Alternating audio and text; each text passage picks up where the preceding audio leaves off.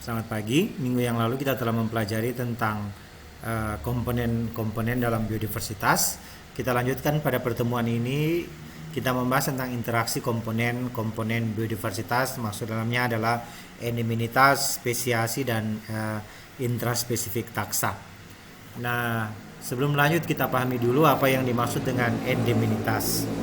Nah, beberapa hewan yang ada di Sulawesi Utara, seperti di Pulau Sulawesi, seperti nurita laut, anoa, berikut apalagi ya, tarsius, itu dikatakan hewan endemik. Ada juga di tempat lain ada hewan-hewan endemik. Hewan endemik atau baik hewan maupun tumbuhan endemik dikatakan endemik apabila hanya ada atau ditemukan pada satu wilayah, tidak ditemukan pada tempat yang lain, kecuali dipindahkan oleh manusia, misalnya di koleksi di kebun binatang dan sebagainya. Jadi hewan endemik itu hewan asli pada suatu daerah yang tidak ditemukan pada daerah yang lain di planet bumi.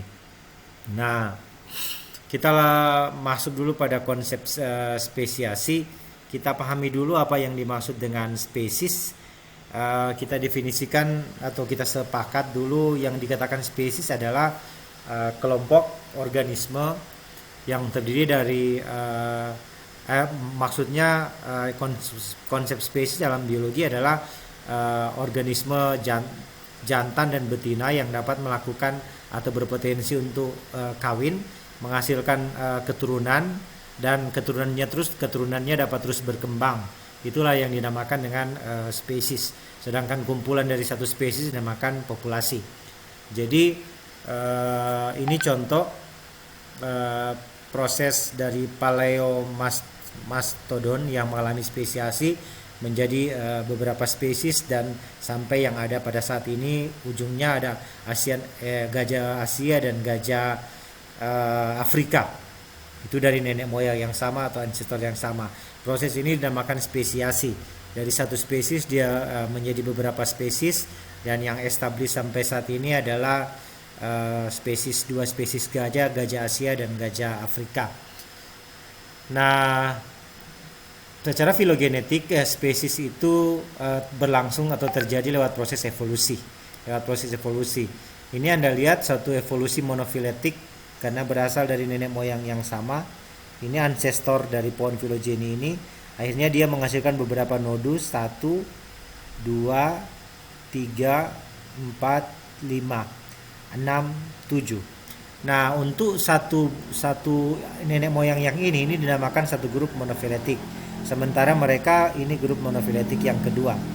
Tetapi keseluruhan juga monofiletik karena berasal dari nenek moyang yang sama. Titik ini adalah ancestor atau nenek moyang. Nah, ini anggaplah yang gajah tadi, dia pecah menjadi dua, yang ini dan ini, tapi masih juga mengalami evolusi lanjut, tidak cocok sebenarnya. Jadi ini dinamakan dengan evolusi kalau kita lihat dari pohon filogeni atau pohon nenek moyang. Ini Anda lihat untuk D dan E ini punya nenek moyang yang secara monofiletik itu berkerabat dekat karena berada pada satu nodus, dan mereka memiliki nenek moyang yang ini. Jadi F dan G itu nenek moyangnya sama yang ada pada titik ini. F, E. Tapi untuk yang satu nodus itu memiliki kekerabatan atau kesamaan terdekat. Ya, akan berbeda pada grup monofiletik yang lain. Nah, apabila kita melihat secara morfologi, kita sulit membedakan, atau mungkin lebih mudah membedakan apakah dalam aspek morfologi kedua kedua hewan ini satu spesies etika atau apa? Ini apakah dia satu spesies? Bisa secara morfologi dia berbeda, tetapi secara genetik kalau diidentifikasi molekuler seperti pengalaman kami untuk damselfly yang ada di Danau Lino, yang pernah teliti DNA CO1-nya dengan Danau Moat dan Danau Tondano, pada gen CO1 itu mereka memiliki similarity, atau kalau dibikin pohon filogenetik sama dia ini sama persis atau satu nodus, tetapi secara morfologi mereka berbeda, khususnya pada warna sayap. Ada perbedaan antara damselfly yang ada di Danau Lino, itu jenis capung, yang Danau Lino, Danau Tondano, dan yang ada di Danau Moat. Nah, Ini proses spesiasi itu dapat terjadi akibat isolasi. Isolasi itu penghalang fisik itu alopatrik, ya ada di lokasi atau tanah air yang berbeda. Alo itu tanah air. Nah, untuk spesiasi secara alopatrik, spesiasi alopatrik itu dapat secara dispersal atau vicarians. Mungkin paling sederhana Anda bisa lihat kasus yang disampaikan oleh Charles Darwin dalam teorinya, dalam mengembangkan teori evolusi, yaitu evolusi burung finch di Kepulauan Galapagos. Itu ada barir atau isolasi karena dia tersebar di beberapa pulau, akhirnya dia berkembang menjadi spesies yang berbeda, mengalami modifikasi pada paruh sehingga makanan mereka akan berbeda sesuai tempat di mana dia hidup.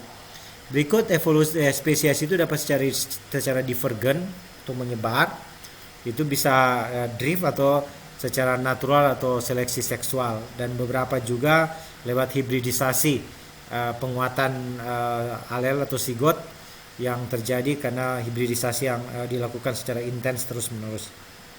Nah, spesies alopatrik itu sederhananya yang sudah saya jelaskan tadi, yang pemisahannya secara geografis sehingga populasi spesies itu terpisah secara geografis, akhirnya dia berkembang menjadi spesies yang baru walaupun dari awalnya mereka spesies yang sama. Sementara untuk simpatrik itu spesies sebenarnya ada pada lokasi atau daerah geografi yang sama, tetapi spesies ini yang tersisa tetapi tidak melibatkan spesies yang terjadi dalam spesies induk yang tersisa di satu lokasi. Nah, sederhananya kita lihat untuk alopatrik yang dispersal dan vicarians. Nah, ini dispersal ini Anda lihat awalnya mereka spesies X ada pada satu pulau, daerah, anggaplah ini pulau, daerah. Selanjutnya terjadi migrasi spesies ini, paling gampang tentu hewan burung. Akhirnya di pulau yang ini mereka berkembang tidak lagi berhubungan dengan yang ada di pulau yang besar ini. Setelahnya mereka telah terpisah secara geografik dan telah mengalami modifikasi sehingga tidak bisa melakukan perkawinan lagi. Nah, karena tidak bisa melakukan perkawinan lagi antara jantan betina, walaupun awalnya satu spesies, maka mereka dikatakan dengan spesies yang berbeda. Ini sebenarnya mirip dengan dispersal, cuman ini pulau yang sama atau daerah yang sama tapi terpisah, mengalami pemisahan, ya misalnya pembentukan benua, gajah Afrika dan gajah Asia. Itu karena ada proses evolusi atau pembentukan benua. Kita tahu benua kita dari yang ada di planet bumi awalnya dari Pangaea, baru mengalami perkembangan menjadi 2 benua, Laurasia dan Gondwana, dan sekarang ada 5 benua. Nah, pemisahan ini menghasilkan spesies yang baru secara alopatrik karena terpisah tempat hidup atau tanah air, definisi di atas. Nah, contoh juga bisa kita lihat pada Hawaiian Island Chain ini untuk beberapa jenis spesies D. heteronaura ini awalnya dari pulau, tetapi dia berpisah ke beberapa pulau, sama sebenarnya dengan burung finch, dan dia menjadi spesies yang berbeda. Nah, berikut kita lihat model-model interaksi dalam komponen biodiversitas. Interaksi itu dapat terjadi secara intraspesies dan interspesies. Nah, contoh yang intraspesies ini anjing, mereka memperebutkan kayu, ini interaksi antara spesies yang sama.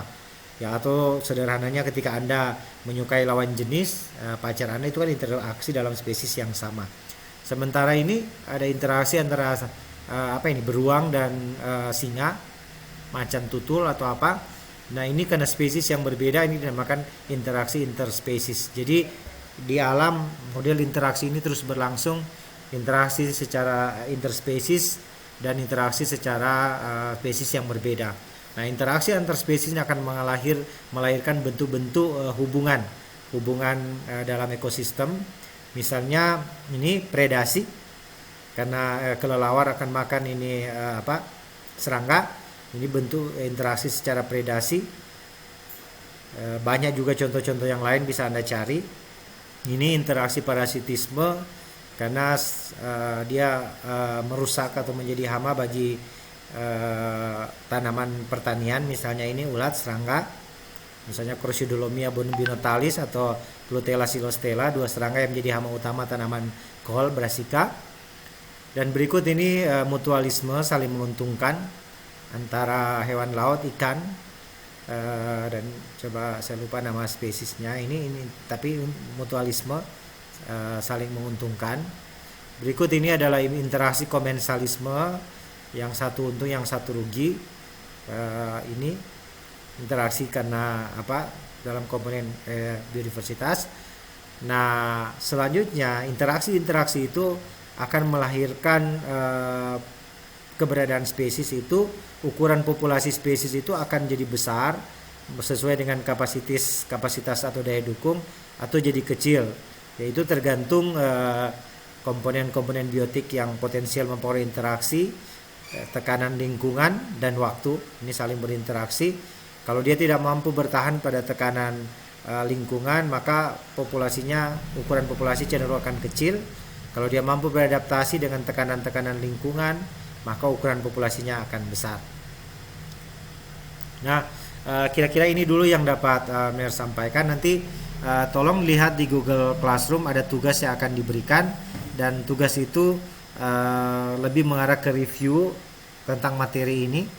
Anda akan mengkaji satu spesies, khususnya bagaimana interaksi spesies itu dalam komponen-komponen biodiversitas. Nanti kita tekankan pada spesies yang ada di Pulau Sulawesi. Diskusi berlanjutnya akan kita lanjutkan di Google Classroom, tapi ini sebagai pengantar untuk diskusi kita. Mungkin demikian, semoga bermanfaat. Terima kasih.